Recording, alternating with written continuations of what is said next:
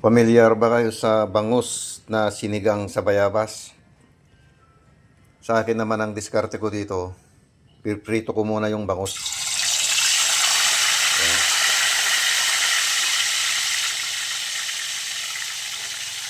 Yan.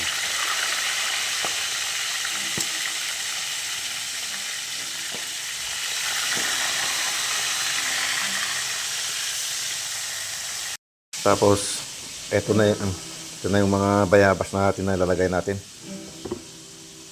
Pwede ring santol. Ayan.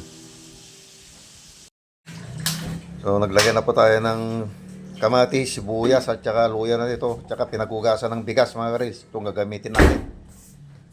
Tsaka bayabas. So, kulong-kulo na mga karis. Lagyan na natin yung pritong bangus.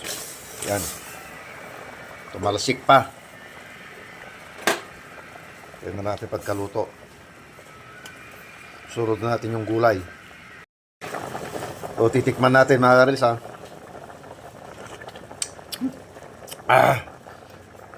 Grabe. Kalalagay pa lang pero lasang-lasa mo na talaga yung sarap talaga. Singo ko diablo. So, naluluto na mga karils. May ingkit na maagaw. Lagyan natin yung gulay. Yan.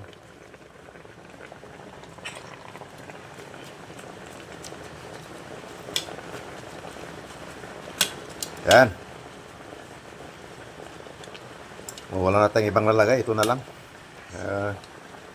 Tama na to. Sinigang sa bayabas. Pritong bangus.